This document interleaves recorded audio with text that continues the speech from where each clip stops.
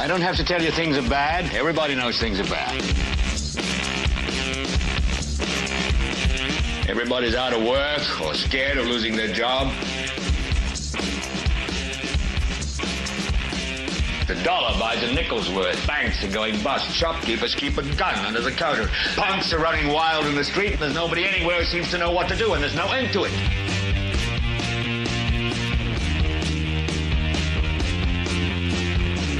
The air is unfit to breathe, and our food is unfit to eat. We sit watching our TVs while some local newscaster tells us that today we had 15 homicides and 63 violent crimes, as if that's the way it's supposed to be. We know things are bad, worse than bad. It's like everything everywhere is going crazy, so we don't go out anymore.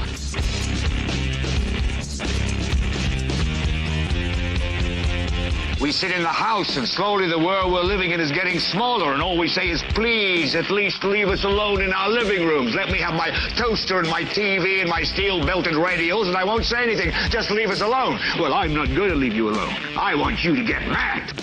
I don't want you to protest. I don't want you to riot. I don't want you to write to your congressman, because I wouldn't know what to tell you to write. I don't know what to do about the depression and the inflation and the Russians and the crime in the street. All I know is that first, you've got to get mad. You've got to say, I'm a human being. God damn it. My life has value. So, I want you to get up now. I want all of you to get up out of your chairs. I want you to get up right now and go to the window, open it, and stick your head out and yell, I'm as mad as hell, and I'm not going to take this anymore. Good evening, ladies and gentlemen, and boys and girls from everywhere. Welcome, welcome, welcome. It is the 426th episode of the Political Spotlight. I am your host, Kristopher H. Bilbrey, and we are having an amazing day here at the Lighthouse Studios. I got to tell you, listen, you know me, I've said routinely, when I tell someone, when I have to tell someone, I told you so, we normally don't gloat. We try not to gloat and hang on it. Now, listen, I'm a Leo, so I'm kind of a little bit of a showman. I like to be like, look at me, obviously, look at what's going on here.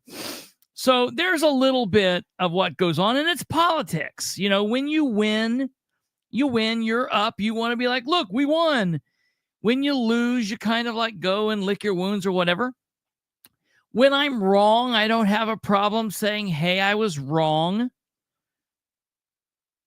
And normally, when I'm right about something, it doesn't do in politics or really in this line of work to say, nah, look, we were right. I just like to say, hey, it doesn't matter. Come on back. We're all part of the same team now. Glad you got here eventually. Better late than never. Come on home and let's rock and roll. But every so often, every now and again, there are these little itty bitty things that happen. And they happen at the right time to lock everything in place, and it feels so good. And we have to say, look, we were right. And I hate it. I hate it. I would rather be wrong. That's what people don't realize is I would rather be wrong. I would rather these elected officials do what they're supposed to do and not continue to disappoint me and disappoint you and disappoint everybody else in between here and Evansville and the region and South Bend and Fort Wayne, all between everywhere. I would rather that not happen. But if they're going to do it time and time and time again, you have to understand who to look out for, what to look out for, and you can't be buying into every time they say, well, yuck, look, I'm a changed man. Look at me. You can't do it. So the title of tonight's show, I played with several different ideas, and most of them were worse than the next, or better than the last, or worse than the last. I don't really know. I finally just settled on the political spotlight was proven right again. And then we've got some more things that we need to talk about that we're going to talk about. But I settled on the political spotlight was proven right again, because now it's not just me. It's not like Kristopher Bilbrey was just right. Oh no, because Brandon was proven right. Kate was right. It was very much a team effort to everybody everywhere, the whole deal, okay? So the thumbnail for tonight's episode is this J.D. Prescott character. For those of you that don't know him, you're going to learn about him tonight. We're going to learn what a slimy, unethical, political establishment hack this person is. In this picture of him, he looks very much like a bird. It's just so weird. Prescott takes on so many different looks. It's weird. The political spotlight was proven right again, and more, because we're also going to be talking about a few other things, but they all kind of go in the same line, so it's all okay. We've been relentless. Brandon Rudd. Yes, that is great. Relentless. That's what we heard.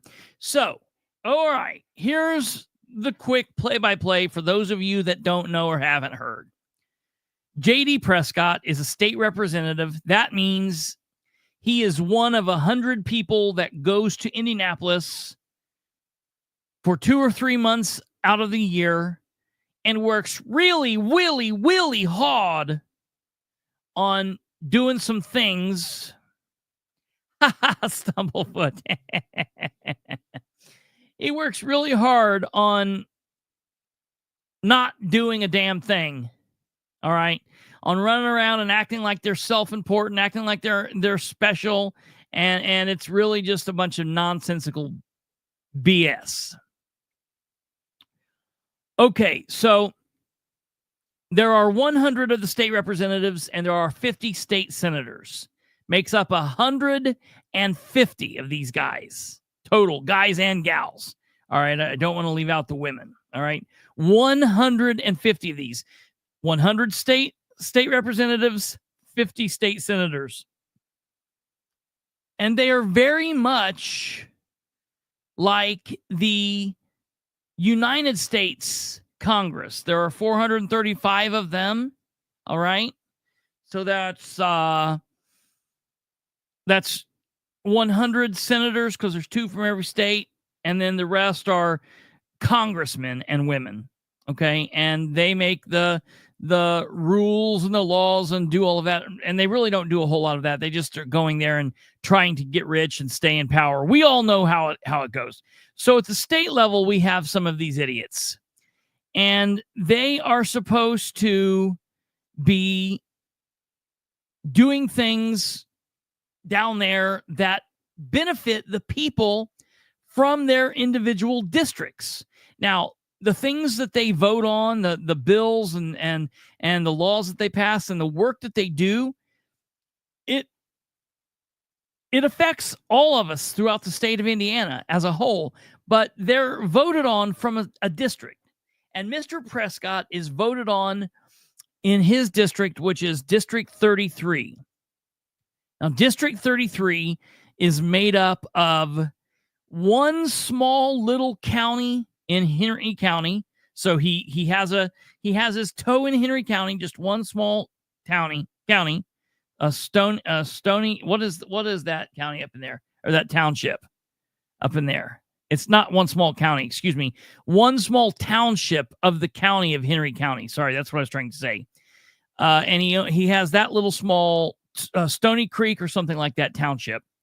And then he makes up all of his home county of Randolph County, 2/3 of the bottom townships in Jay County, all of Blackford County, and then the eastern and southern portions of Delaware County.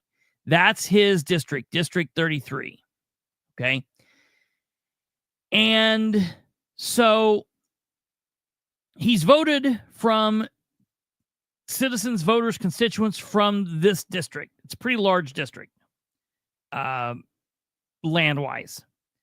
And he's been voted into this spot every 2 years. He goes for re-election every 2 years. So he's like always running since 2018. His first time running was 2018. He won and he took over, and the state representatives, a lot of people don't know this, they don't take over in January. When they win in November, their term starts at midnight, the night of election night in November. So he's been in this office since November of 2018. And every 2 years, he's reelected. And a couple of years, we've came really close to trying to unseat him. But he and his friends at the HRCC have made sure that they could just barely pull it over the finish line with thousands and thousands and thousands and thousands of dollars. So I helped J.D. Prescott in 2018. I knew who J.D. Prescott was. I wasn't a big fan of him, but he needed to beat the Democrat that was running, and the Democrat that was running had a very good shot to win, okay? And so we needed to beat that Democrat, and I helped J.D. All right, I helped him.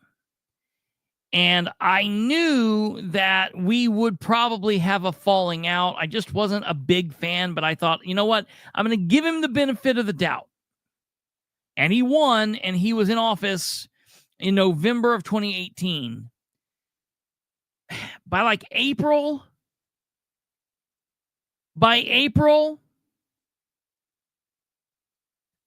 David, by April of 2019, just a couple short months later, I was already like over him. I knew it. I knew that he was trash. I knew that he didn't care about the people. I knew that he didn't care about the people of District 33. I knew that he didn't care about Hoosiers, period. I knew that he was trash. And basically, every so often since April of 2019, I have watched J.D. Prescott screw over the citizens of his district, the citizens of Indiana. I have watched him play political bullshit with every single person and everything that he has come in contact with. And I have known J.D. to care about nothing. Nothing.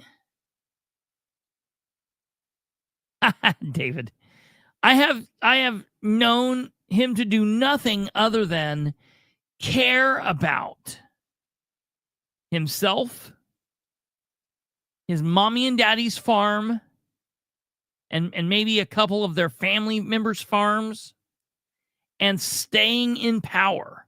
Those like 4 things are what keep his tiny, small piece of coal heart beating. Okay? He's not a good person.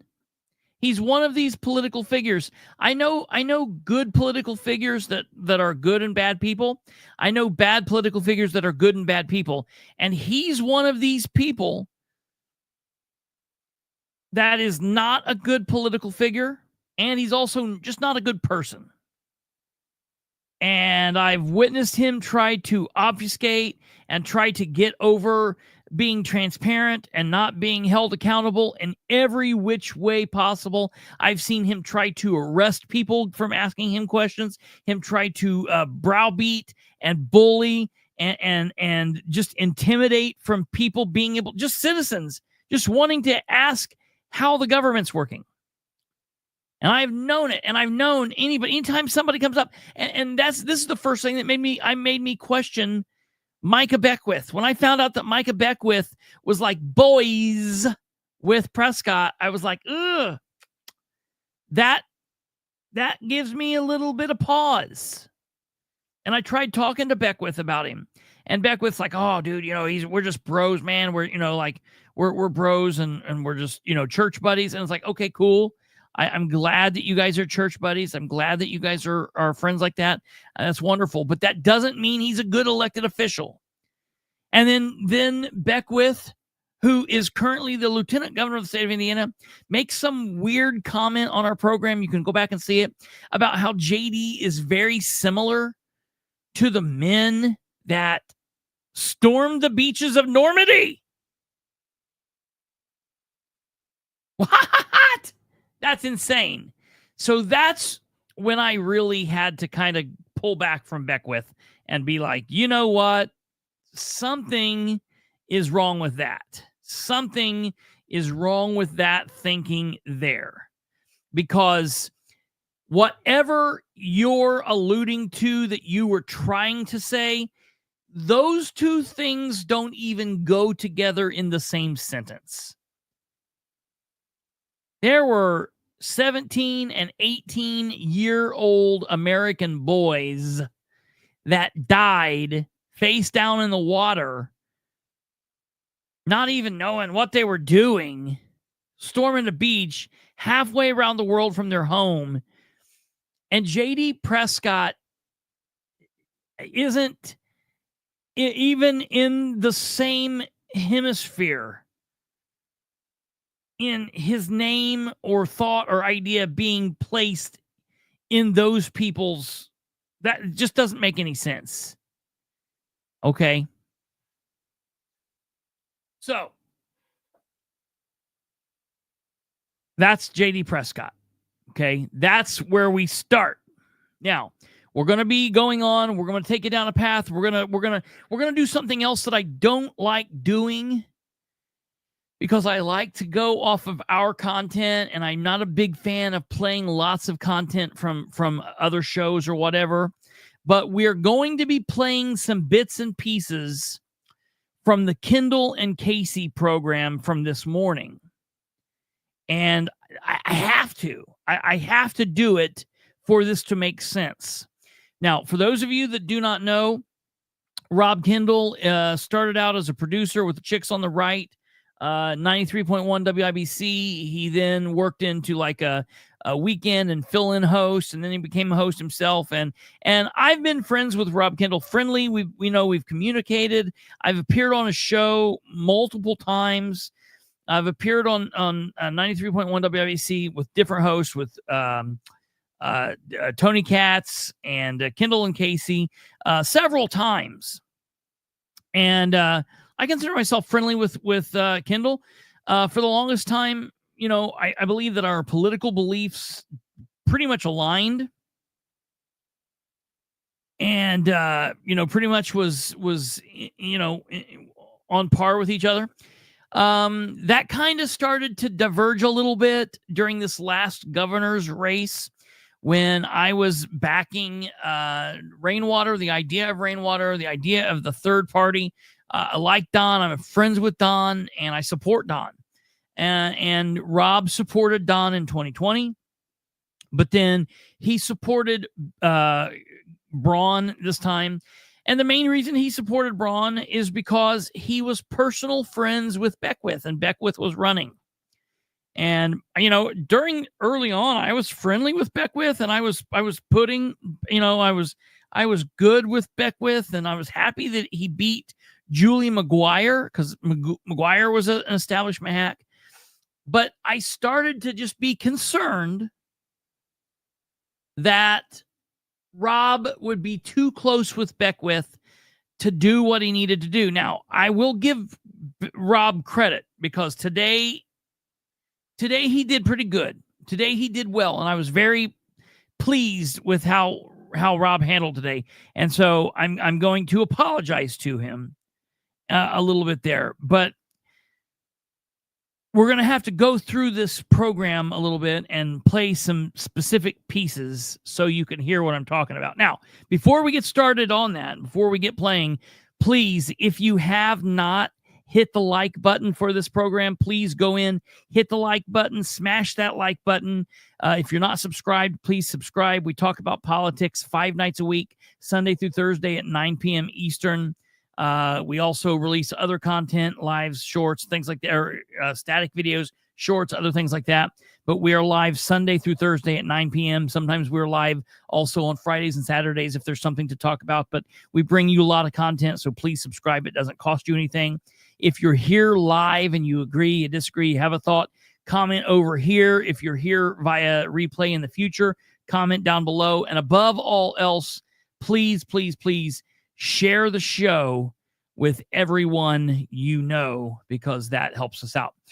Okay, so today I was like, I need to listen to the Kendall and Casey show, 93.1 WIBC out of Indianapolis. It's the biggest conservative talk show in Indiana. This is the biggest, most popular talk program. I mean, you know, I'm giving them all the credit they deserve. They put work in, and it is what it is. And you know, the thing is, 98% of the stuff I agree with Rob on. I just have not agreed with the way that he's went about up until this point, the whole Beckwith thing. Now, maybe, and I was wrong. Maybe Rob is going to be able to call him out. And if he is, then I will say I was wrong, and my hat's off to Rob.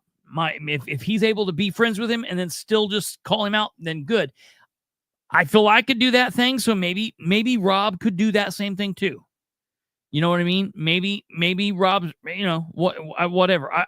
I know that it's difficult for me. You know, there's things that I'm like, yeah, you know, but we're all human. And so that's where I thought, I was like, you know, in the end, Rob's going to be human. But I'm happy with what Rob did today. And so we will get there. So yesterday, the Indiana State House Ways and Means Committee, 24 state representatives, 16 Republicans, 8 Democrats. They get together and they vote. Okay. They get together, and you're exactly right, David. It amounts to absolutely zip. It's no matter of fact, you're wrong. It doesn't amount to nothing. It amounts to you getting screwed. It amounts to us having to pay more. There's going to be more taxes, and it's going to hurt us. What they're doing. So at the beginning of this, I was for it. I was for Braun's tax plan when it was 50 pages. Then they put through, the Senate put through a change, and it went to like 500 pages or something like that. And then then it's large. It just keeps getting larger and larger and larger. Well, then over the weekend on Friday, they dropped Amendment 45, and Amendment 45 in and of itself was 368 pages. And the House Ways and Means idiots met yesterday, and you could see this. If you want to go back and see this, we live streamed the whole shebang, and you can go watch it on our program. It's in the live. It's in the live on location program. You can go there and watch it. It was from yesterday. It's on there now. Okay. So they voted. And now something that you have to understand is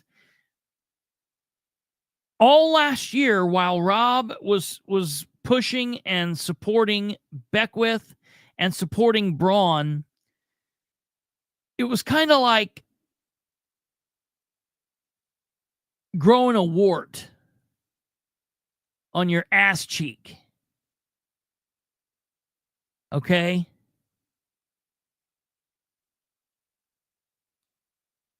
Braun had this tag along that he didn't want, Beckwith, and Beckwith had this wart on his ass cheek. And that wart was JD Prescott. And it was like, in order for Rob to really get in and embrace the whole thing, because Beckwith's like, oh man, brother. He's like talking to you like kind of like that, like middle school youth pastor type. Like, come on, he's such a good guy. He's really, doing this. He's doing the Lord's work here. What he's doing? No, he's not. He's truly not. Okay. JD Prescott has been a political establishment hack since day one. Okay? Day one. And so Rob and I and Brandon used to sit together and laugh and joke when we would be on the show and talking about how terrible JD was. Rob would call him the try guy. He never does a damn thing. He just says, I'm trying, but he never does anything. And the reason he never does anything is because he's only concerned with doing what his daddies tell him to do in the HRCC, the ones that are pulling the strings. His fiscal people. JD has sold his soul for power and money. All right, there he's looking down upon us. Here is a JD Prescott. Looks very much like JD Prescott. Any one of you that's ever seen him, that is JD. Okay, so all of a sudden, Rob started having JD in studio. And I'm like texting him and being like, dude, you got to call JD out. What's going on? JD won't talk to anybody. He will not answer the phone to me. Okay. He will not. Rob has the pamphlet, the JD pamphlet. He and Casey laughed about it. They knew what a turd JD was. But he's like, I'm going to give him a try. Okay, whatever. And look, maybe that's where Rob is. And Rob's like, I'm just going to get whatever. And you know what? I'll say it.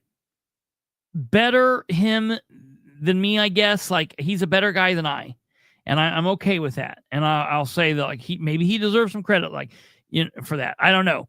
I just don't like the idea of giving JD a platform, okay? Because you're building him up and you're making him something and you're allowing him to be up here. And JD, all right, true to his form, he went in and he told him, oh yeah, we're fighting property tax. I'm going to fight property tax. We want to go all the way. We're going to storm the beaches of Normandy and wipe out the taxes. And he even went to their rally back on the 17th of March. Now, everybody in the crowd saw JD for what he was because they all booed him. Boo! While he's up talking.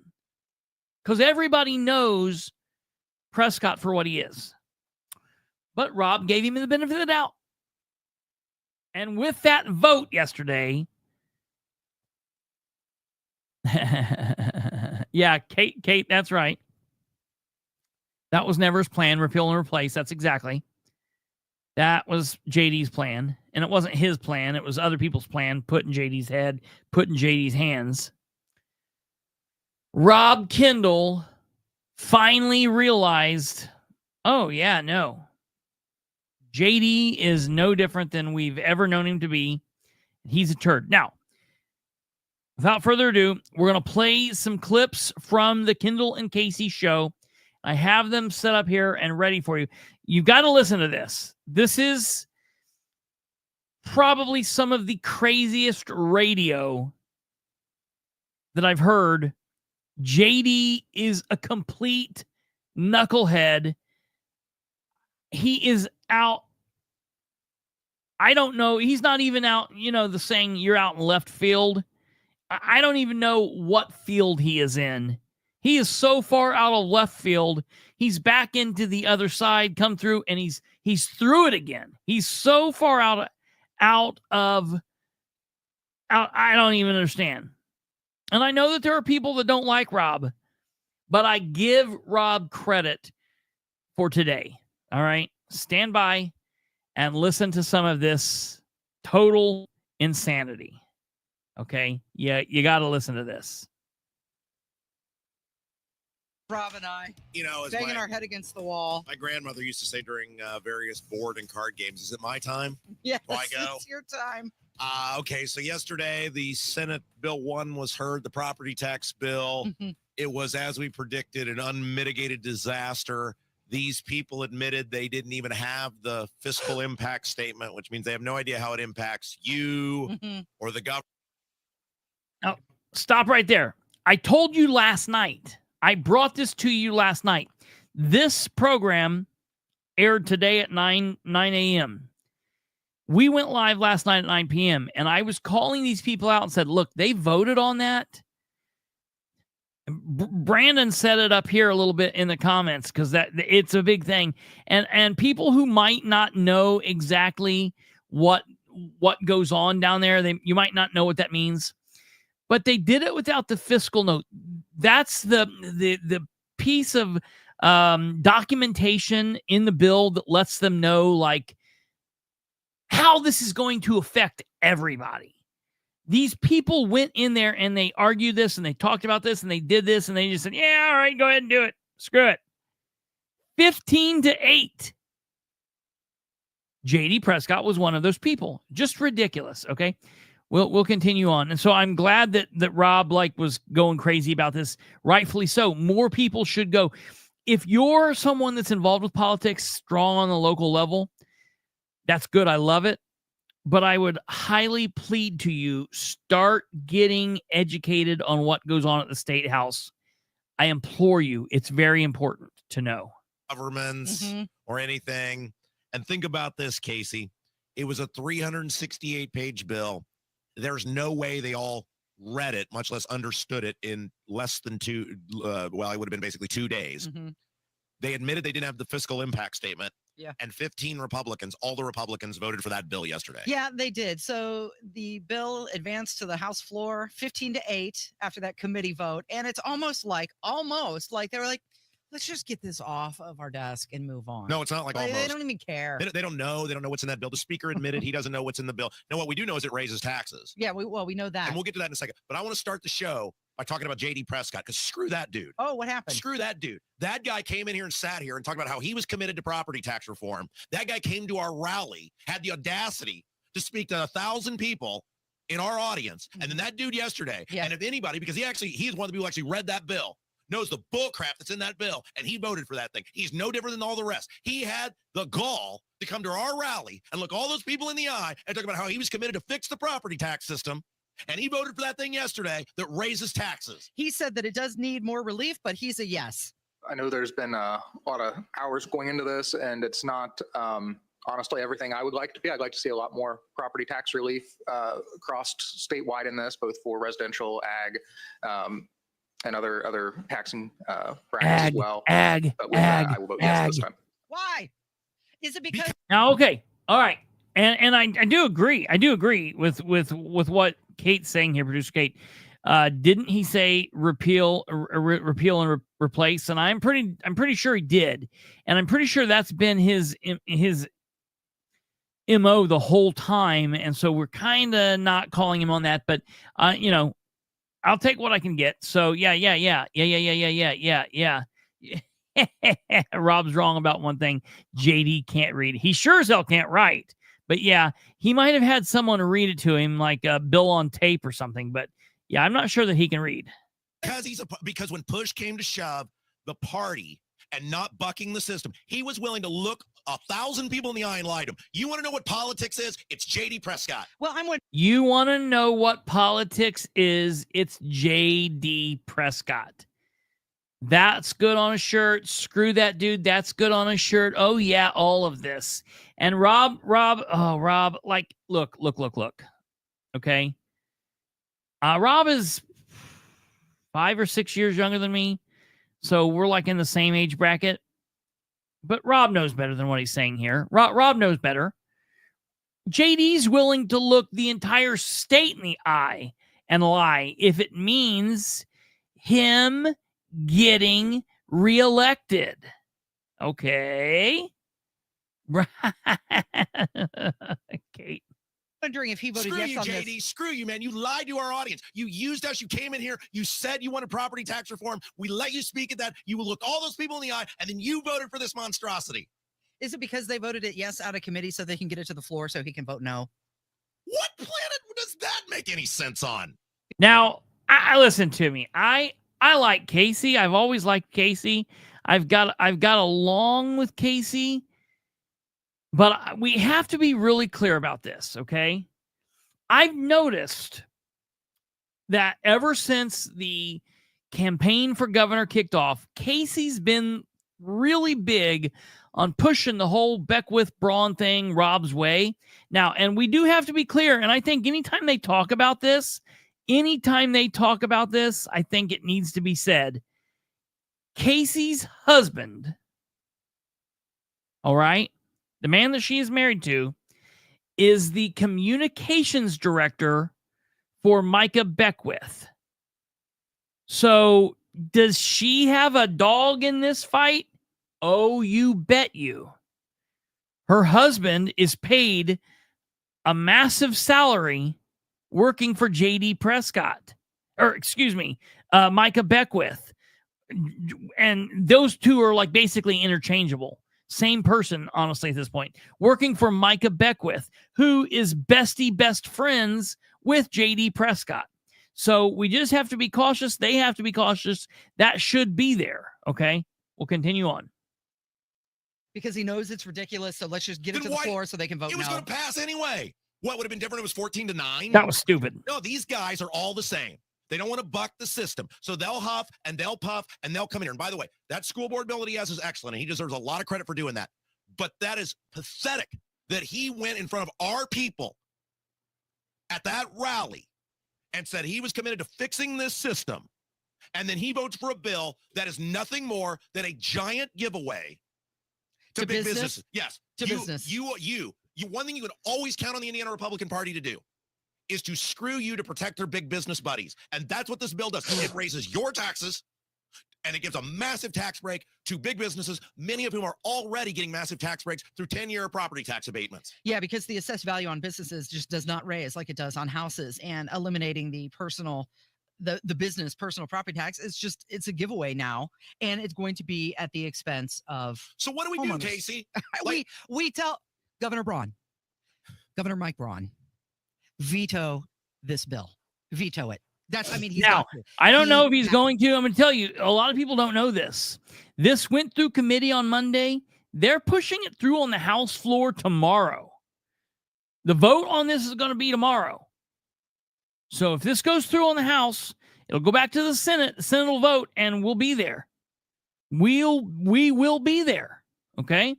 Now, all right, we're going to jump forward, and we're going to listen just to a second of them discussing the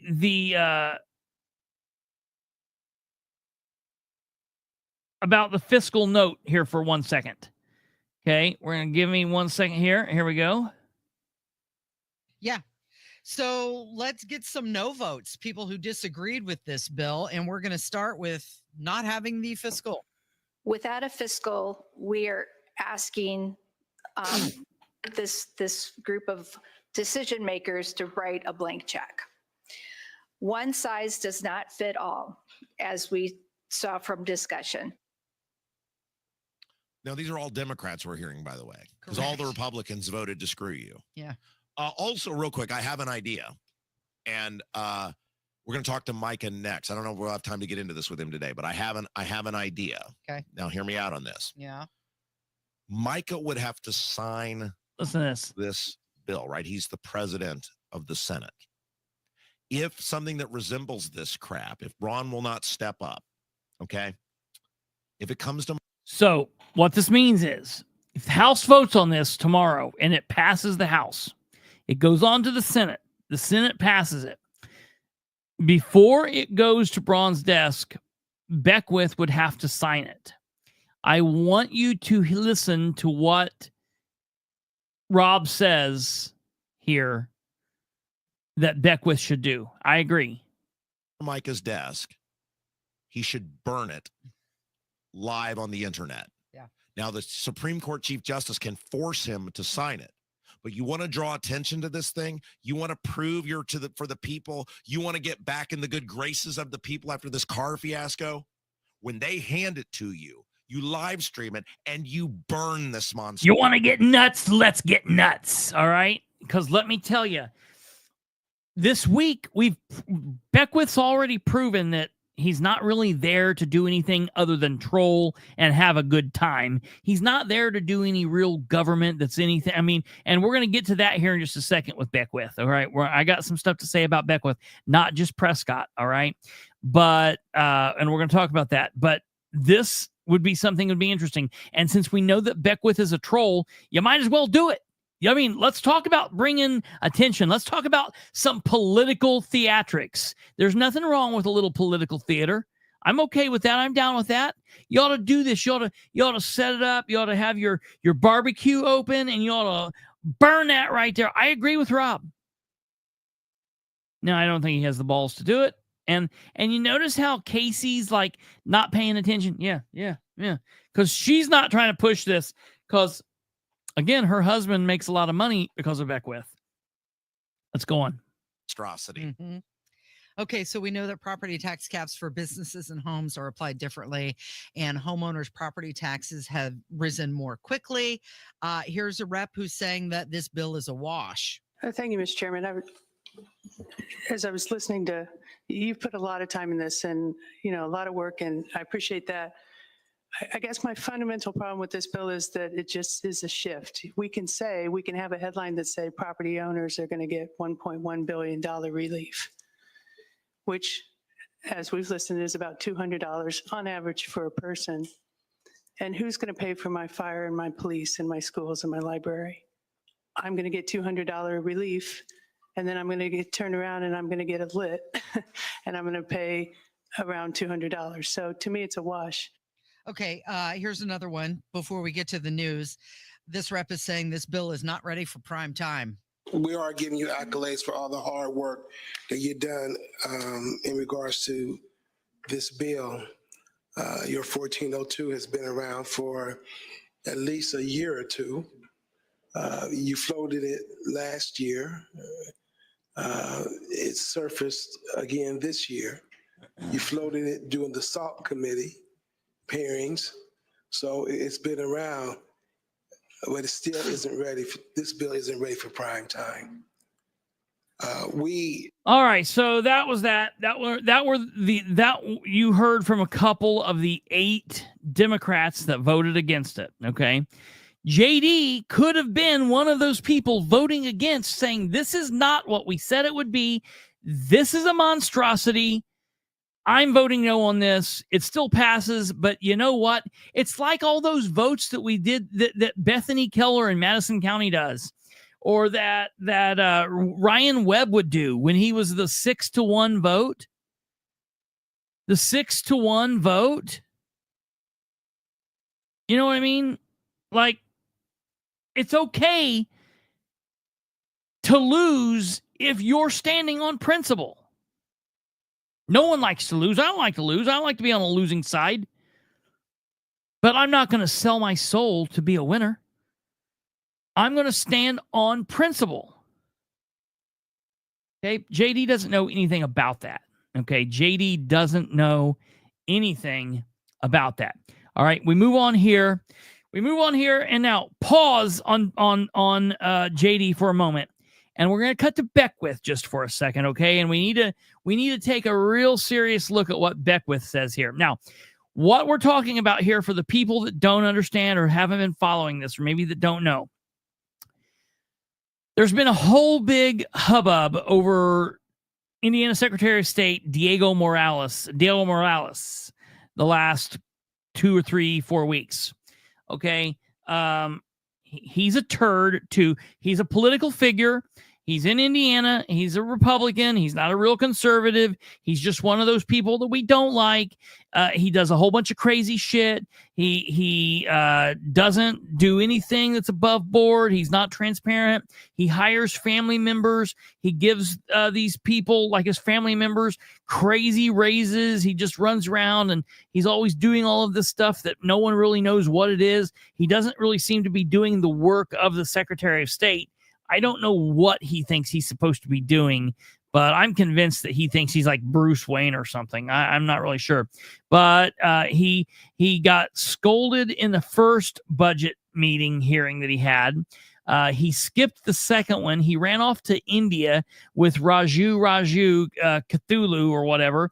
And that's questionable what they've been doing there. We've all been trying to get information there.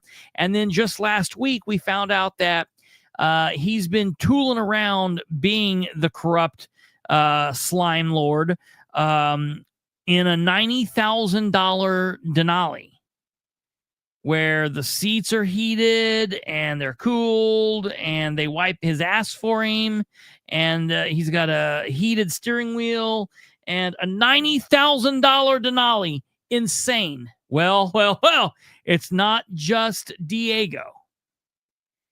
Our Lieutenant Governor, Micah Beckwith, has an $89,000 Tahoe High Country, the highest trim level. Again, it wipes his ass for him, heated, cooled seats. I think it's got a TV. It drives him, makes him a smoothie. I mean, it's just ridiculous, okay?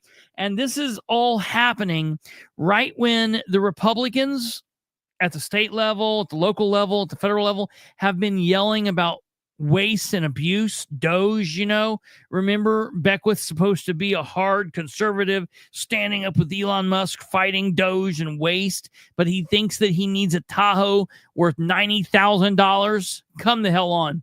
The Democrats, though, disagree with him. Strange. Democrat State Representative Mitch Gore has put through a bill that is going to be law that says statewide elected officials, department heads, people who get vehicles must not get luxury vehicles. They must get the baseline level of vehicle. All right. He's talking about saving people money. Well, Beckwith got mad about this and started pushing back at him and started fighting with other people on social media about this. And he was like, well, I'll tell you what, I'll just trade this vehicle in and I will get a Tesla. And the Tesla that he was looking at getting was like $4,000 more than the vehicle he got. And State Representative Democrat Mitch Gore said, I effing dare ya. Posted it, shared it, put it on Twitter. And then this Monday of this week, Beckwith gets to work, and people notice that in his official Beckwith Lieutenant Governor spot, there is a Tesla parked there. People start taking pictures of it, and it gets real crazy. Everybody's like, what is going on? Did he really trade this in? What's happening? I text him and I said, tell me that you didn't buy. I text the Lieutenant Governor. I said, tell me that you didn't buy this shit, that you really didn't do this. Okay. Please tell me that you did not do this, because that's insane. If you are doing this in real life, that is, you're totally an insane person for doing this. Okay. So then Mitch Gore, all right, State Representative Democrat Mitch Gore, who's putting through state law on this, he saw this too. He saw this and he's like, oh man, I don't know what's going here, and I don't know if this is for real. I don't know if I'm being trolled. I don't know if this is real, but he wanted to say something about it. Okay, so he made a little video here, and this is what he did.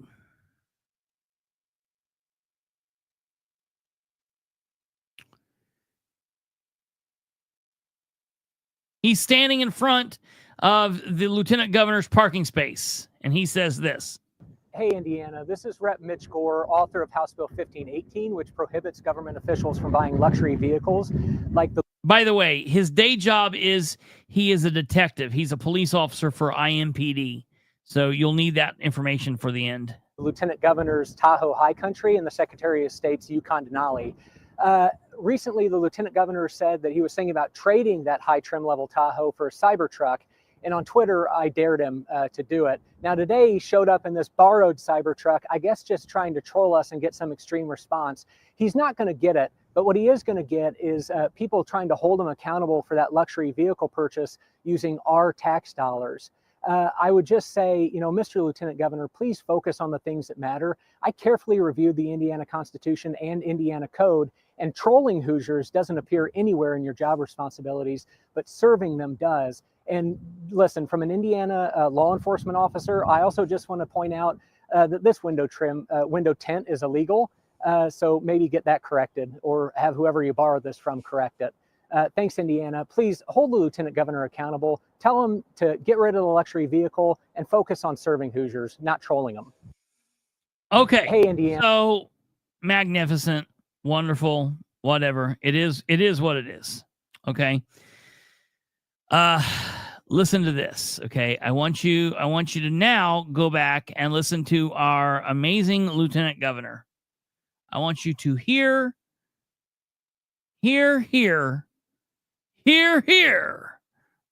what we've got going on with yes, good point, Stumblefoot. Good. Karen, you're not understanding, Karen. I don't know why you keep saying their own pocket. This is tax dollars. He's not out of his own pocket.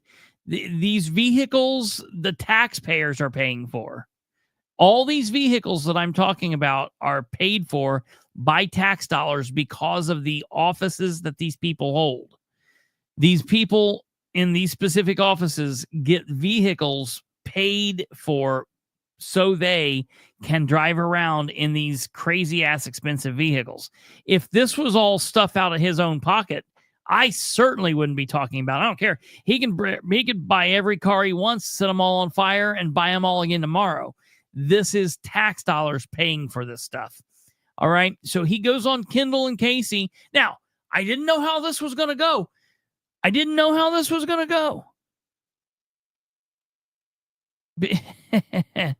Because that's what that last guy was talking about, trying to limit it. So I was worried about how this was going to happen, but listen to what this pushback between him and Kendall happened.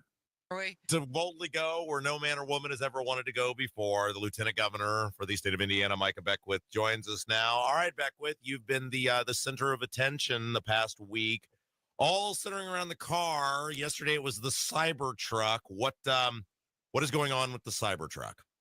Well, we wanted to show our support to President Trump and Elon Musk and let them know that Hoosiers stand with them and what they're doing. I mean, there was a rally last Saturday with leftists that came out all over the country, and they came to the State House, and they were holding up signs that said Donald Trump's a racist, he's Hitler, Elon Musk is a Nazi, and all this nonsense, complete nonsense. So, we thought it would be a good idea to look into, hey, how can we, as Hoosiers, support the great work they're doing? And so that's what we did. Okay, so this, I think, to the average person feels that you got into this with Mitch Gore, who we had on, state representative, who we had on the show yesterday.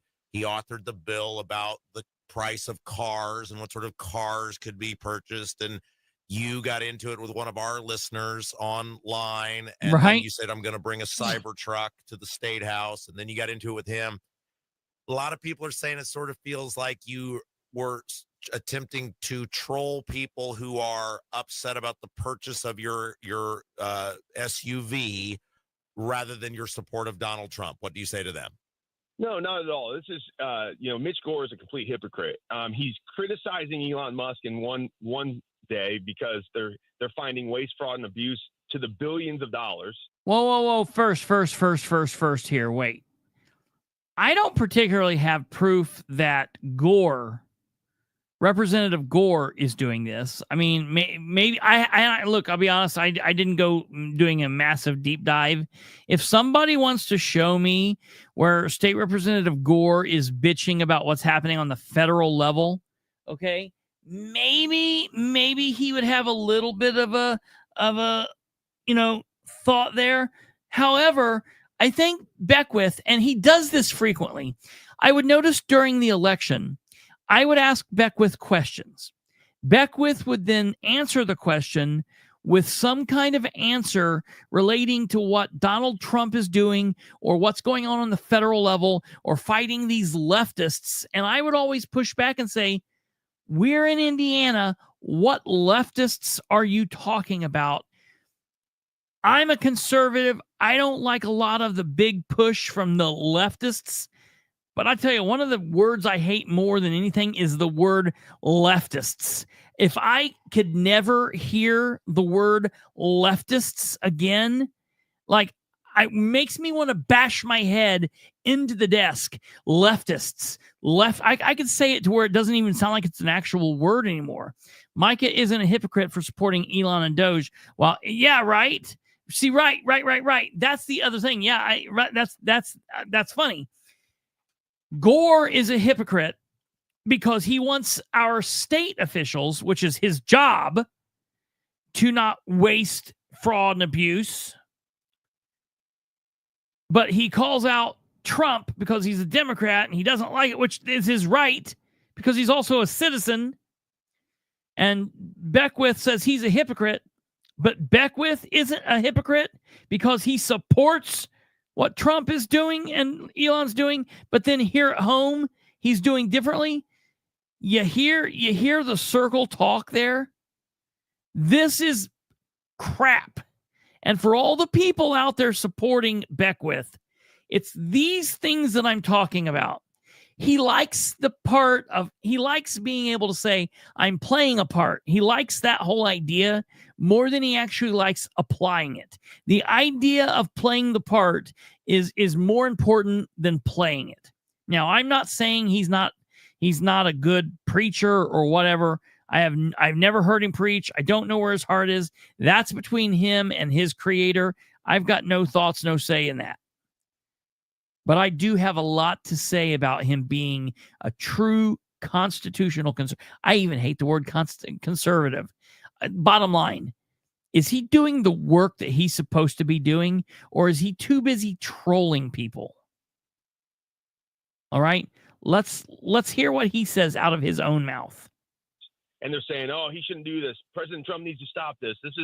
We didn't elect him to do this. And then they come at me and they say, you spent $15,000 too much, in our opinion, on a car. And listen, I'm all for a bill that says this is what statewide officials can buy. This is the standard. This is the price cap. This is the quality. Whatever you want to do, go for it. That's good. What we were stuck with is we had to go through IDOA. We didn't have a choice. Who is that? Just pretend our audience has no idea who that is. The Department of Administration. So this is the agency that oversees sort of the administrative, stuff that goes on. So we were asked early on, say anything you purchase, it needs to go through IDOA. There's a procurement process. We wanted to get thank you notes. This is how nonsense it is. We wanted to get thank you notes, and we said, hey, can we get go to Lowe's or not Lowe's, but go to Hobby Lobby and get some thank you notes. And they said, no, you can't do that. We have a vendor. You got to go through us. There was another example of we needed a drill. This is the most stupid story I've ever heard. We needed a drill for something. And we were like, can we go to Lowe's and buy a drill? No, we'll get what you want for you. We could have gone to Lowe's. Absolutely, Aaron. Drill. They end up spending $250 on a drill because they run it through a procurement process. So we're told that you have to do this is how it works. Then all of a sudden, we'd say, okay, well, we got to have a new car. The old one wasn't working right. And I said, I'm not going to make it around the state for us. And so we put it out there. We said, okay, we're called to go through the procurement process. They bring it back. I said, I don't want anything luxury. I don't want anything non-American. I want something big enough to get my team around. Those were my stipulations. And they said, here you go. This is what we got. And he specifically said he didn't want anything luxury. I don't want anything luxury. And they happened to bring him back the highest trim level on the vehicle. That's what it was. Somebody might have told a lie right there. Around. And now imagine my surprise when I heard that Diego had gone to a different dealership. I was like, how do you do that? And apparently, I guess you can just buck the system. And now, trust me, we're not going to let that happen again. But all of that. Whoa. What? Imagine my surprise when I found out that Diego went outside of the procurement and he got a vehicle for $90,000 and he bucked the system. We're not going to let that happen again. What is he talking about? His vehicle cost $1,000 less. Why would he have any room to talk about Diego? Diego is an elected official. Beckwith is not over Diego. He's got no say in what Diego does. Now, Diego's a turd. He needs to go. He should resign tomorrow. I can't stand him. He's not a good person. He's not a good elected official. Out he goes. But these people, dude, it's crazy. Literally in like within seconds, this guy's like, I'm going to do what I want. No, you can't do anything about it. And this is what I thought, but shame on him. Like, whoa, dude. Like he is like quick draw on talking out of both sides of his mouth. I'm not even here to talk about that. What I'm saying is the leftists will criticize Musk for what he's doing, saving taxpayer dollars, saving the American financial power for years to come. And they're calling him a Nazi. They're calling him, this all kinds of names. And so for a guy like Mitch Gore to get on there and be like, Mike is wasting taxpayer dollars, it's so hypocritical. He doesn't believe it. He's just taking a political shot. And so we took one back at him and we trolled him harder than he was trolling. So he's just mad that he got out trolled. Lieutenant Governor Micah Beckwith is joining us. Couple questions for you. So Beckwith admitted that he's trolling him.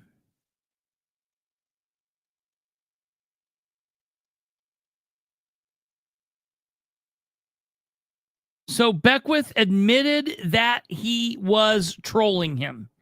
Is that your job? Now, listen to me. Rob Kendall does a great job pushing back. Okay. Casey comes in here. Keep in mind, Casey's husband is this guy's communications director. So Casey comes in with the baseball questions and makes kind of the joke and the funny. Nobody's laughing here. Nobody's laughing. Listen to what Casey asks. Her hard-hitting questions. What are you driving today? Well, I guess you're coming down to the State House. You'll see it. Do you want the Harley to park on Friday? Man, listen, maybe we'll do that. You can't get seven guys in that. No joke. Okay, Micah, I want to hop in here. And listen, Rob's like, all right, yeah, I've heard enough of that. Let's get back to real stuff here. I have some questions to ask you. That was good on Rob. Listen to what Rob says here. Real quick, and this is what people are frustrated about. Yeah. Yesterday, the House voted for an abomination of a property tax bill. Sure. I checked all of your social media as of last night. There was not a peep about it. Now, maybe you posted early this morning about it. I don't know.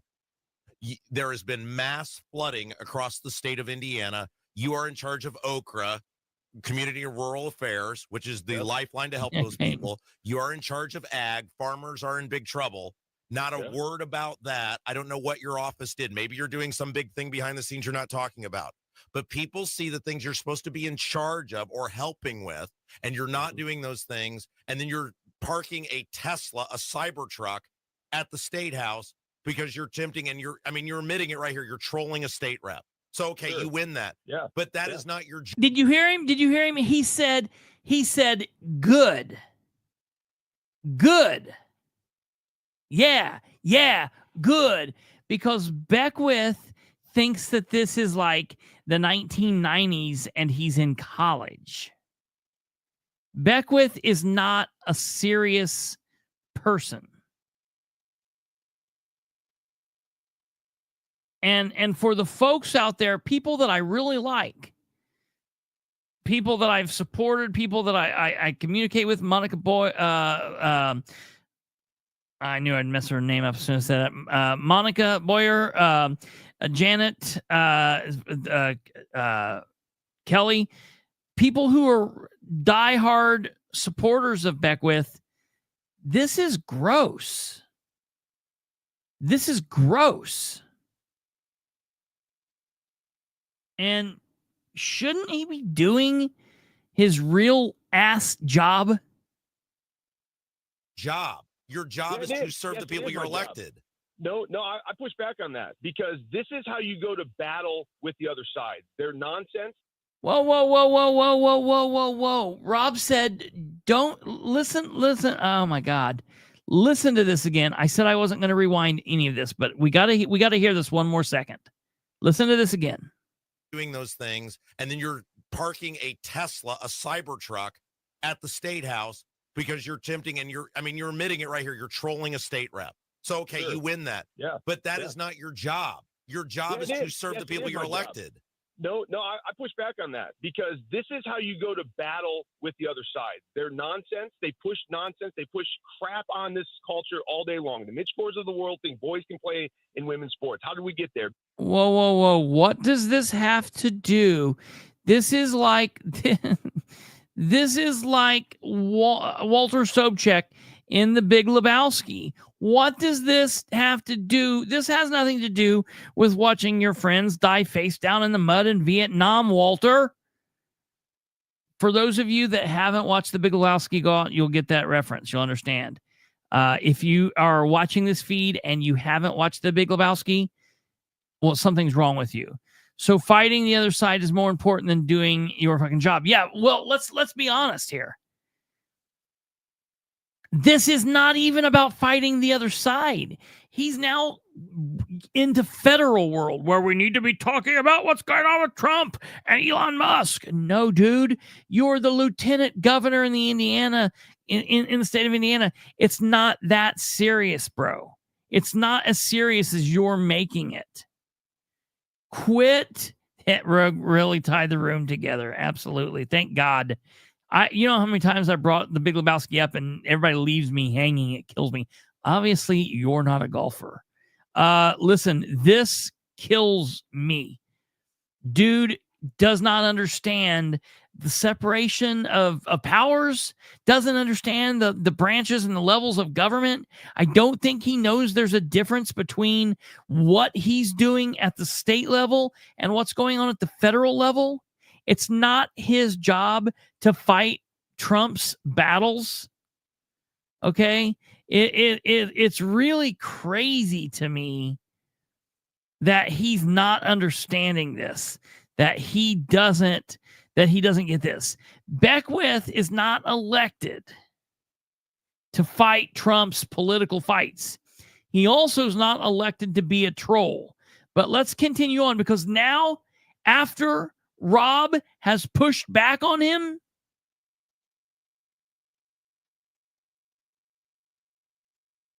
you can hear Beckwith is now mad. And the rest of the call's like, and I bet when they got off the phone call, I would love to find out if Rob got a shitty text from him. I guarantee you he did. I guarantee you he did. Because Republicans didn't fight. This is how you fight the battles. I can walk and chew gum at the same time. I was on the phone for hours yesterday with mayors, county councilors. We were finding out what do they need from the flooding. We were finding out what our farmers need. I've got a meeting with Farm Bureau this morning to talk about disaster relief. We are doing a lot of things. Now, we will put more of that out publicly, but right now, we want to make sure we get our head around what do they need, what can we say publicly that will actually help. And as far as the property tax plan, we've been very clear, and we will continue to be clear. We will put out social media a press release on this watered down property tax bill. It's not going to do anything for anyone. We're not happy with it. I'm waiting to hear what the governor has to say about it, but we're not happy with it, and we're gonna make that very clear here in the next weeks as we wind down the session. Yeah, I was just going to ask you, what do you think the governor's going to do about this, and have you guys discussed this at all? We haven't talked about it yet. Again, he's been focusing. I've on been the too flooding busy and the damage. trolling. I've been doing the same thing. That's kind of taken. I've been doing the focus same right thing. now. But I'm sure I've been we will doing. have a I've been doing conversation real within the big next work, few big days, big work. about it. And I don't think he's happy about it. I think he's trying to figure out how can we get the best. You can hear it in his voice. He's mad. He's mad. I guarantee you. amount of relief to the people right now. And I mean, maybe he has to veto it. Maybe he has to call a special session. I'm done with Beckwith. The rest of the phone call ends. He gets off the phone. He's shitty. It's bullshit. Now, the one thing I would have liked Rob to ask Beckwith about was what happened to your buddy Prescott. Why did your Prescott buddy do what he did? That didn't get brought up. But I think that we could tell that Beckwith was already too mad. Beckwith's head would have probably exploded. You know, there would have been too much going on there for him to get that. So we didn't get any conversation about that. It was what it was there. But you know what? I'm okay with that. I can deal with where we are. Okay. Moving on from there, okay, we're almost done with this, but we're getting ready to get crazy. Now, we jump back to Prescott here, okay? We're going to jump back to the Prescott situation, and the next thing up to bat here is what goes on here in probably what was part of the craziest. This is where it really gets crazy. The craziest goings on in radio that I have seen in a long time. Okay. Watch this. Listen to this, rather. We go with some voicemails. And yesterday, Indiana's House Republicans' new property tax plan advanced to the House floor after a 15-8 committee vote. Our once friend, now foe, JD Prescott, lied to all of us and screwed us and voted for it. In that, Our once friend? Rob knows better than that. I mean, they gave him a second chance. He was never a friend. Can you believe that? Can you believe the audacity of that guy? It's one thing to lie to us. We get lied to all the time. But to know you're on public radio and to deceive everyone, and then to go to that rally, and look 1,000 people, look right at him and go, hey, I'm with you. And then vote for this thing? Get out of here. He did say that the bill needs more relief. So I'm going to vote for it. And then turned around and voted yes. So we did get some phone calls about it. And here's the first one. Okay, so that was that. Really crazy. He's never been a friend. It is what it is. Whatever. I get it. But Rob said it. Now, they go to break. They talk about a lot of other things. And Rob has really been cutting down on Prescott here. Okay. Really been cutting down on him at different points in the episode. We've not listened to all of them. That hurt Prescott's feelings. And so Prescott did something insane. And to that, we go to here. Talking about printing the money because we have no money. And Casey Daniels. My government would never lie to me, would they? On 93 WIPC. Why? He wants you to hear the tone of his voice, the inflection. Why would you do that? Why would you call me while I'm on the air? Maybe he forgot where you were every day from 9 until noon. He's been on this show a whole bunch of times. But you know what? Your schedule is not his first thought. People know I respond to text messages during the show. Mm-hmm. I cannot stop between the hours of 9 and be like, let me have a conversation with you. Maybe he wanted to be on the air. So, I mean, am I breaking some sort of code of trust? I'm not saying like I can see his message right now, but I'm not saying that. I'm not. Am I all right? Am I okay to do this? You're okay. JD Prescott is calling me while I'm on the air. Yeah, and I think maybe he forgot. He's got something. He forgot. He certainly is calling me because I said something about him on the air. How could he forget? He has something important to tell you. Oh, he's texting now. Are you guys fighting over text now? So here's the deal. I believe that JD said yes to that property tax plan in committee so that he can vote no once it hits the House That is the floor. most convoluted government speak ever. I'm just holding on to hope, Rob. Give me something. There is no hope. Would you give me something? There is no hope. So we started the show today talking about how these Republicans in the House screwed you. I knew that was going to happen. Okay, fine. What I did think was there was going to be one guy. I don't know why. Based on the fact that he has spent the past 3 months coming on this show, talking about how he's for meaningful property tax reform. He went to our rally in front of 1,000 people. He's the guy who says he doesn't want property taxes at all. And told us he was for meaningful property tax reform. I was like, okay, we're going to get one no vote. I even sent JD some things. I was like, man, you should work this in. Like when you roast these guys, you should read this to them. Let's go. Poor Rob. Like I saw the vote. And I thought, wait. I started adding up the number of Democrats that were on the committee, and I'm like, it appears to be all Democrats who voted no. Zoinks. Did JD suffer some sort of illness? Like, because I knew he was there. Yeah. And well, maybe he tumbled. Maybe there was a fall. Maybe somebody. No, it's just JD being had a JD. Mr. Smith goes to Washington moment, and one of his colleagues attacked him, and he was unable to vote. Right. None of that happened. No. He voted for the thing. He did. And this is why. I know there's been a lot of hours going into this, and it's not honestly everything I would like to be. I'd like to see a lot more property tax relief across statewide in this, both for residential, ag, and other taxing brackets as well. But with that, I will vote yes this time. Not everything he'd like to see. Not anything anybody'd like to see. So, I'm trying to be a better person these days. Are you? Okay. Well, sometimes. So my question to you as the better person of the show, what do I do with this? Like I gave this guy another chance. You know the issues we'd had with him. I gave him another chance. I gave him the platform. I believed him when he told me the things. Not just told me the things, he told our listeners the things. And I even let him speak at the rally. Yeah. And he did it. Yeah. What am I? See, this is why when people are like, Rob doesn't get anywhere because he's mean to these people. The realest people, those nice people need to start, though. That's You the gotta hear him problem. out. I heard him out. Well, on the I don't know phone what call- Casey's doing here. To see what he says. He knew I was. We don't pissed need to hear what he yesterday says. and He's a didn't say- he didn't liar. call me. Well, it took a lot of And by the way, gumption for him to call you. while I'm working, Do This you is what he advise wants your to friends do. to run back to the man that call. beats this them? is like the time Abdul called Micah while he was preaching. It's like I called him and he didn't answer. I tried to get a He quote. was in church. Like, Yeah, that's.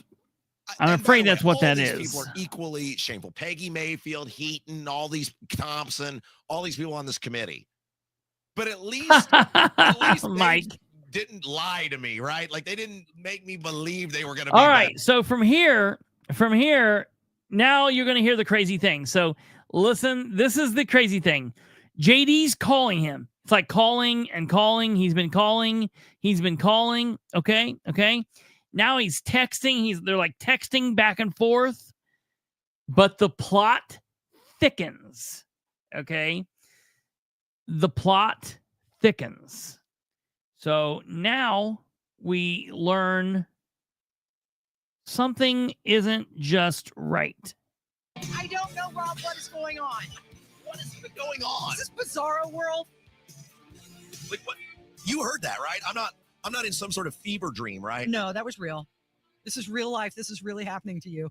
Okay, so last segment, we were saying, why is JD Prescott, state rep, calling me on the air during the show? He's been on the show a million times. He knows. I will text you during the show. And you've expressed your disappointment in him for voting on that property tax plan, which will now go to the House floor. Yes, and my look, I know all those people are going to screw me. I'm not surprised by that. What I'm pissed off about is that unlike the rest of those clowns, he came to our rally, told us he was going to support us. He came on this show a bunch of times and said he was going to support us. Yeah. And then he votes for that plan, this bill. Yeah. Right. Yeah. And so my phone is ringing like while I'm on the air. And I'm like, why would he be calling me? And then he said, well, call the show. Like, I'm not gonna, what do I need to tell you? You know how I feel. Yeah. I cut out that from the last segment. Rob, at the end of that last segment, said, listen, I'm not talking to you privately in back channels. If you want to talk, call the show. And he gave the number out to the show. I'm not talking to you in text. I'm not talking to you in voicemails. I'm not talking to you, when the show's running. I'm not going to be over here in a shoebox whispering. You want to talk on the air. We'll do it with the audience listening. Call the show. Gave him the number of the show. Told him to call the hotline. This is what happens. Different to your face that I just had to tens Which is of really thousands of surprising people. because JD's the one who's like, I want to get rid of property taxes altogether. Right. So I'm like, all right, I gotta go listen to this voicemail or whatever during the break. So during the break, Rob picks up the phone and gets the voicemail. Listen to this insanity. And it's not even him. It was somebody else on his behalf. Some guy claiming to be State Representative Jack Jordan. Mm-hmm. Sounds like a made-up name, but then I looked him up, and he's a real guy. Where's he from? District 17. Now, this house map, trying to sort through all of this. I'm trying to find out where District 17 even is. Mm-hmm. And it's like some like spokesperson. Hello, this is Representative Jack Jordan calling on behalf of State Representative J.D. Prescott. Mm-hmm. What is going? You should know that no one is fighting harder in this. Like it was, those auto robo dials you get during an election. Yeah. Hello. You should know that no one is working harder than J.D. Prescott. Except this is like a real guy. So District 17 is like Wabash area. It's west of Fort Wayne. What is going on here? He's calling from some other guy's cell phone. Mm-hmm. Hello. You should know that no one is working harder for property tax. Did the caller ID come up as JD? Yes, it's his phone. He admitted it was his phone. Oh, he had your phone number, so I'm calling from his phone. Okay, so can I play this on the air? No. Is it? How does that make you feel to know that? Why no? Yeah, play it. I mean, this was a conversation that. What's his name? Jack Jordan, or someone assuming the name of State Representative Jack Jordan. Look, Jack, if someone has assumed your identity, blink twice. If Okay, so Jack Jordan and JD are having a conversation, and Jack says, "Just give me your phone. I'm going to call him right now." That made me mad. I mean, you heard. That is literally insane. How embarrassing. How absolutely nuts is that? Is the fact that they're sitting there. Yeah, right, Kate? They're sitting there. And this dude calls Kendall. You know what this is like? This is like Friday night back in like the late 80s, early 90s, when you've got the girls sitting around and they're doing each other's toenails. And yes, that is true, the realist. That is true. Listen, it's totally insane. The girls are sitting around doing their toenails and their fingernails, and they've got their 90s on, and they're listening to some music, maybe some New Kids on the Block's playing, and they're talking about how, Paul looked at Cindy at school, and that's, Cindy doesn't like that because she really likes Jason. And one of them, Jamie's like, yeah, but, did you see David? David's the one that we really like. And so what happens is they're at Rachel's house, and Cindy goes over and calls David from Rachel's phone. Boop, boop, boop, boop, boop, boop, boop. And then they call and they're like, Rachel likes you, and then hangs up. That's what this craziness is. J.D. Prescott and Jack Jordan are sitting around doing God knows what, and mad that Kendall is seeing the light for what it is and realizing that Prescott is a loser. And Jack's like, I'll call. Prescott doesn't even have the balls to do what he needs to do. He won't call and be like, look, this is the reason why I voted. Prescott, why can't you defend the way you vote? Listen to me. You want to know how we know Prescott is a hack, is an establishment hack? It's because he can't defend his votes. I can defend everything I'm saying because it's my true beliefs. It's what I think. You might not like it. You might not believe it. You might not think I'm right. You might have reasons to think I'm completely wrong. But I can defend what I'm saying because I believe it. JD's just doing what his daddies in the HRCC tell him to do. His daddies at the Indiana General Assembly. Okay? That's all he's doing. Todd Houston and Rod Bray. He's just doing what the people that tell him what to do want him to do. That's it. That's the reason he can't defend this. He should be able to defend his vote. He should be able to be like, this is the reason I feel this way. All right? And to Casey's point, well, did he vote on this in the committee just so he could vote no at the House? Listen, on the floor, I'm going to tell you something. There's a very good chance because of all of this shit that Rob has given him,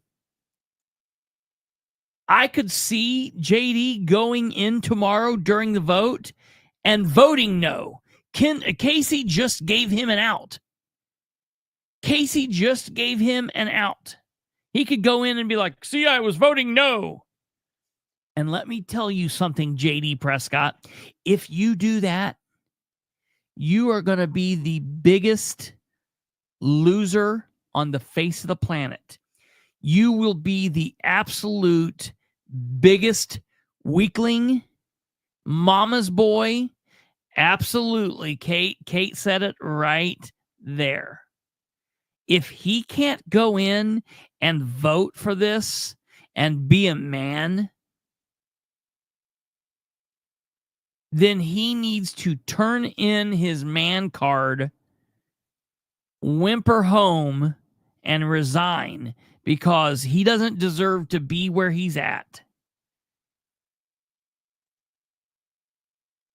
If he can't just do what he needs to do and stand up for the way, look, man, you voted this way. This is how you believe. Do it. Be proud of this vote. Explain why you voted for this way. But he can't do that because he's weak-minded, and it's absolutely gross. Okay, I want you to now. All right, let's going back to this. I want you to be able. We'll finish this off. He said, "Okay, here it is," and so he called Rob Kendall. You should know nobody has been a bigger advocate for property tax relief than JD Prescott. He had to get it out, and he did. He left you that message, and now you know. So, like he couldn't just call me himself? He didn't have your number. No. I'm saying JD couldn't call you. Like they're sitting around and going, "Hey, Jack, you call him and tell him." I don't think they were doing that. Well, clearly they must have been talking about it. Well, sure they were. And I think Jack just said, "Give me you got his number. I'm calling him. Give me your phone." He's pissed off at me. Can you call him and tell him? No, I don't think Talk some sense into it. I don't think that's how that happened at all. I mean, you heard. I don't understand what Casey's even doing at this point. They're saying the exact same thing, but she won't badmouth. Why will she not badmouth JD? It's almost weird. It's so strange. Oh, hello, this is Representative Jack Jordan. Nobody has been working in the State House for property tax relief harder than JD. And then he did have a nice voice. It was very like nice. a radio a broadcaster. Voice. Right. Hey, you want to switch spots, Jack? Can we do that? All right. So moving on, we've got two more clips here I want to play for you. That's very important for all of this. Okay. Then we get this. A huge break then, if they are not indeed represented by Jack Jordan. Okay, so did you ever have a friend who you knew just couldn't do it on their own? Like they just weren't capable of. Kev, you ever have a friend who you're like, there's some decent qualities to this person, but they're never going to be able to talk themselves into a meaningful relationship, and you've got to like sell your friend to some single guy, like Sherry's a little shy and she's kind of weird, but there's some good qualities. She's really nice, and you should give her an opportunity. She's super loyal, right? And then just over and over and over again, you take whatever the thing is. she's super nice. And then 2 seconds later, you're like, and Sherry's got, you know, a lovely dog, and she's super nice. And Sherry is just, she volunteers with the local soup kitchen, and she's super nice. And just you have one thing you're going to hang your Then hat you on. go back to. Right. Mhm. That was that phone call. That's what Jack Jordan said How many about times? JD Prescott. Yes, it was JD's on a glide path. I don't even know what that is for like property tax reform. It's like a slip and slide I because it don't sounds know. kind of fun. I still don't know what the glide path What a glide path is. Uh, I don't want to know about that glide path, whatever the hell that is. using. Relentless. He's relentless. Yes, he is relentless. Mm-hmm. He's like what's he saying, Anchorman? Like a mongoose. Mm-hmm. Or no, that was what JD is definitely relentless. He's relentlessly a loser. He is relentlessly an establishment hack. Anthony Weiner said. I'm fit like a mongoose or something. He's relentless. He's relentless. On a glide path. He kept saying the same thing. He's relentlessly Relentless. on that glide path. Well, he relentlessly screwed millions of people yesterday. Yeah. Voting for that house. Yeah, we're going to property get to the tax school bill. here in a Rob, minute. you should know. You know who he is? It just dawned on me. I'm going to play this for you when we get off the air. He's Lumberg from Office Space. That's exactly what his voice sounded You like. think so? I wish I could play it on the air. What's We're the rules? gonna need those TPS reports. You should know that he's He relentless. does, doesn't he? Tell me now that when you hear Lumberg from the boss. I'm gonna need those reports. Relentless. He's relentless. Hello, this is Representative Jack. The realist. No, it was. You know the only thing doing it better than doing it on the radio, Yeah, his voice sounded where you better the can't first say time I some heard it. things, Mhm. is Anyway, doing so it that's here. my life, and this is what I deal with every single day. And that means, so think about this. You have 2 state reps Mhm. sitting around in an office. Mhm. You're getting, millions of people are getting screwed. They know you're getting screwed. All these people and their are worthless, conversation man. is, hey, can you call the radio guy? None of these people, I mean, every one of these people are not serious. All of these people are not serious, man.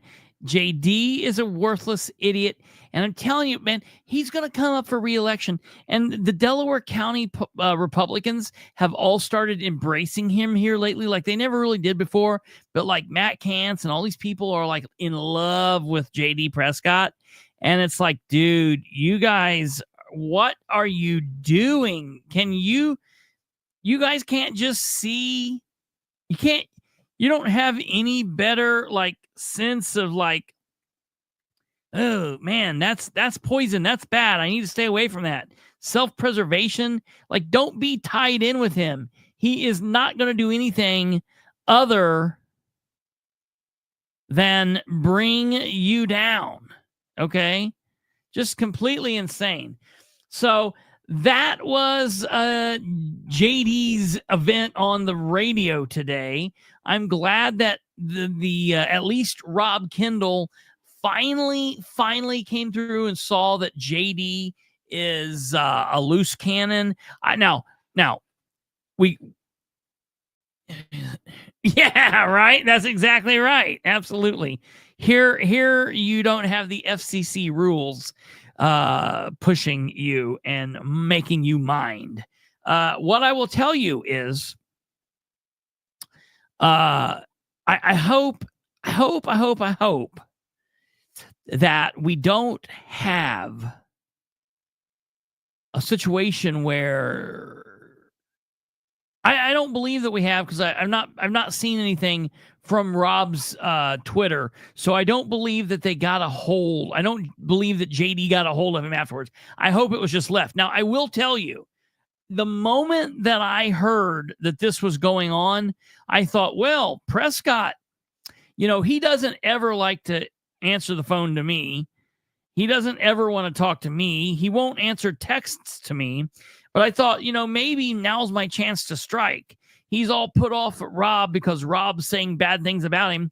Maybe I can text him and get him to come on the program. So today, I did text him. John JD Prescott. All right. And at 11:23, I text him the phone number for the hotline to Rob's studio, 93.1 WIBC, 317-239-9393. I said, or you can come on with me tonight and tell me how wrong Rob is. LOL. Then I heard that Jack had his phone. So I was like, Jack, is this you?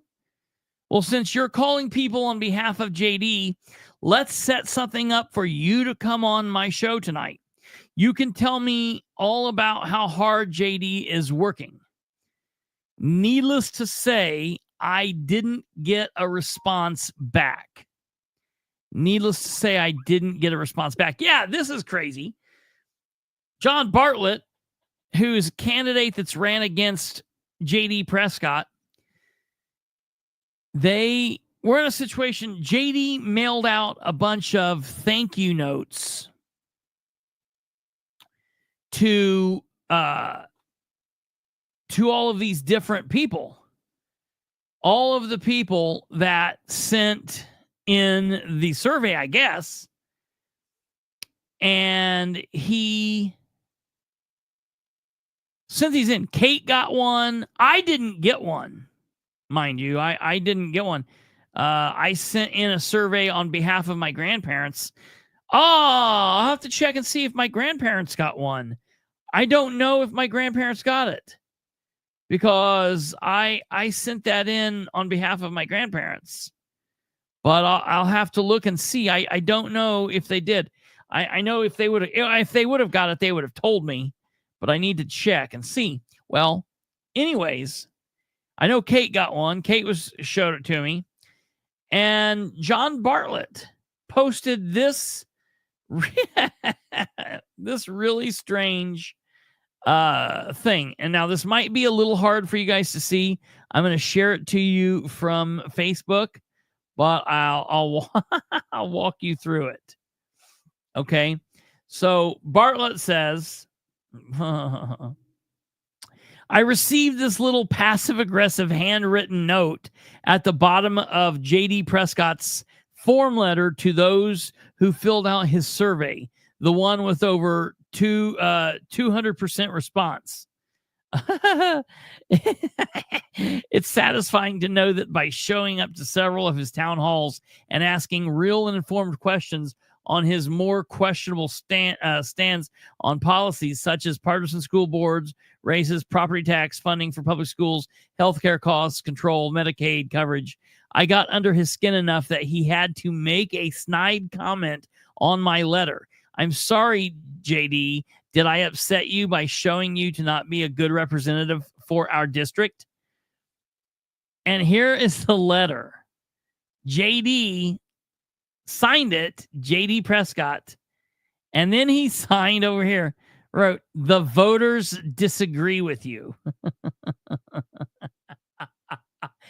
Oh, God. JD is such a spineless little troll. It's really crazy. And yeah, right. Like, what is going on with his writing here, dude? His penmanship is horrible. Like, literally, Prescott, like, if I could make a really cool signature with the last name Prescott, that looks like a fifth grader wrote that with his left foot.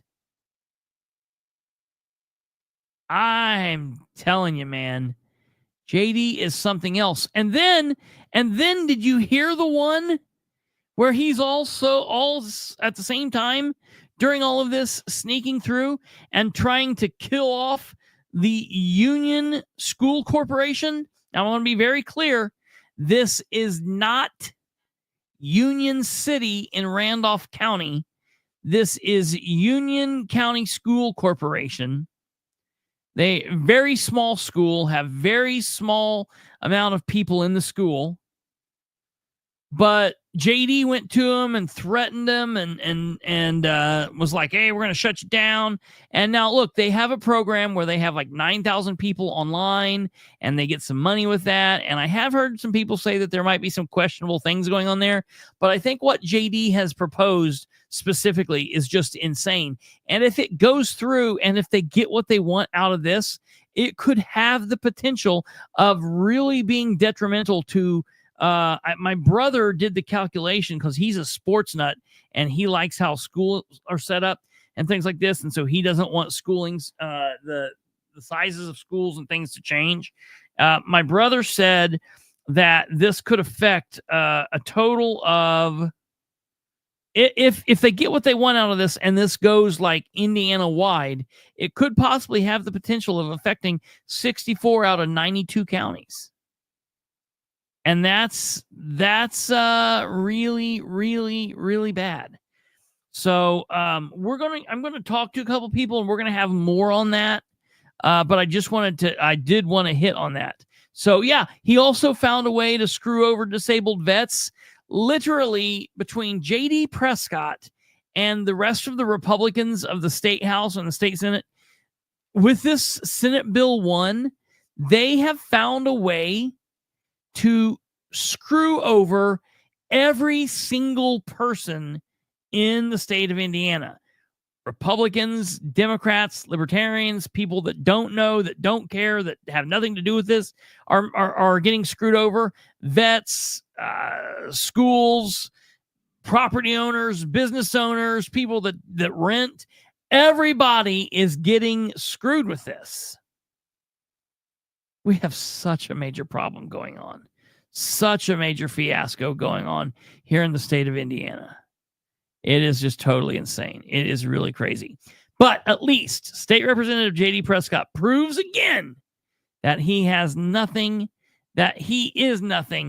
but a political establishment hack. And that makes me so very happy that people can see him once and for all for what he is.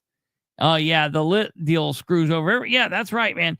We are in a really, really crazy specific time here where what they've done with this Senate Bill 1 that was supposed to offer property tax relief, they're going to screw us with crazy more taxes everywhere. And it's just, it's completely insane. But the local government units will be happy. Dan will be happy. And now that brings us to our last topic. That brings us to our last topic of tonight. And that is, I just need to focus just one more moment on last night's Muncie City Council meeting. So today, this morning, I made a post. Now listen, I did not witness Dan Ridenhour in attendance last night. I did not notice him off to the sides. I did not notice him in the room. I talked to other people. They did not know that he was there. He never went to the podium. So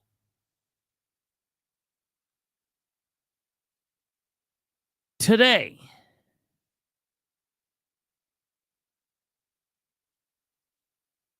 I made a post that had a picture of Ridenhour, and it said missing on the picture of Ridenhour. And I wrote a little bit of blurb. I commented and I said,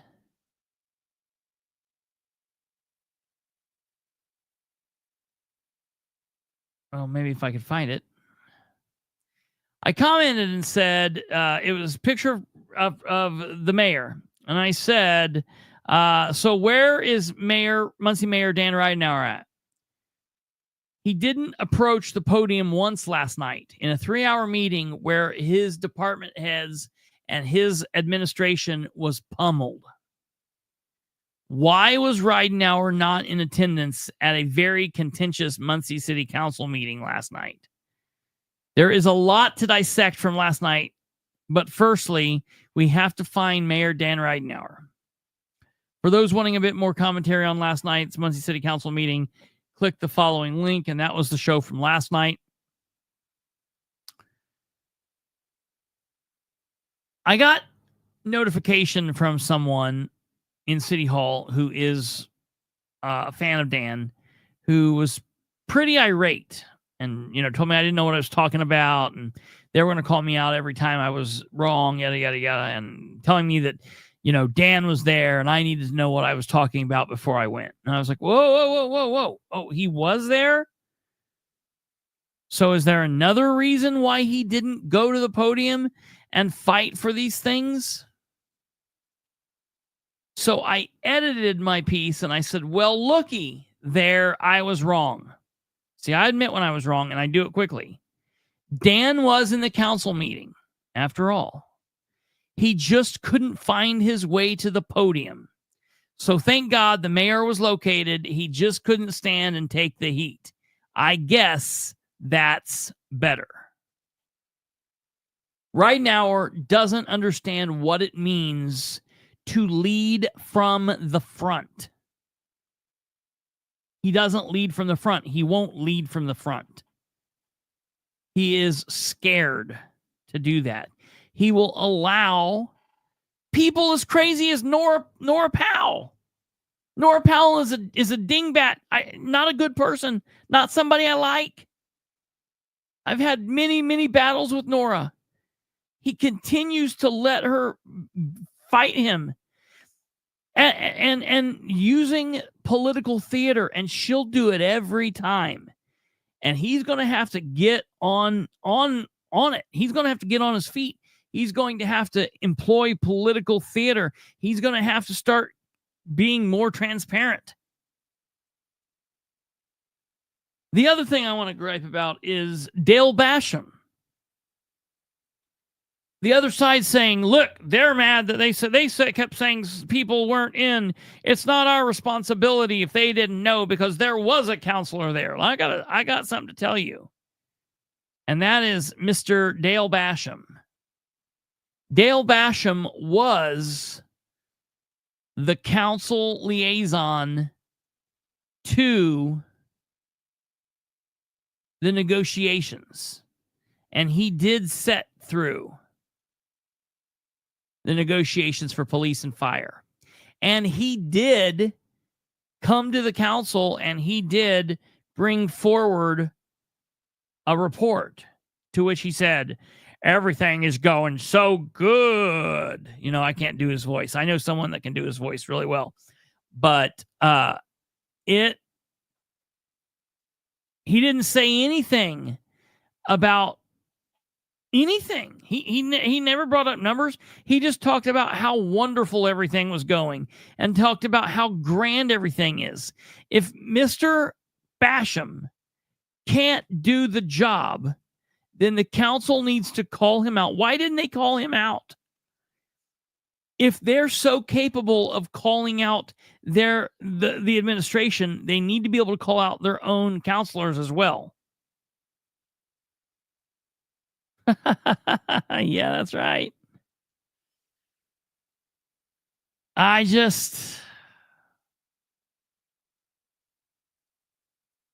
not happy with all of these people. They're just like the deal with Beckwith and the trolling. These people are not listening to the citizens of Muncie, the overwhelming citizens, the majority of the people getting up to speak. And people were saying, well, there's more people that want the police to get these raises than that spoke. Well, hey, they didn't come to the meeting. They didn't speak out. All I'm telling you is I was going by what was said. And I'm telling you, Dishman and Garrett, I think they need to explain those votes. They need to explain those votes. And I'm really disappointed because Garrett told me that he would contact me before the next meeting and explain to me what the deal was with the crisis center. And he didn't. He hasn't. And I called him out last night for it, and he still hasn't called me. He still has not called me. So the realist was right.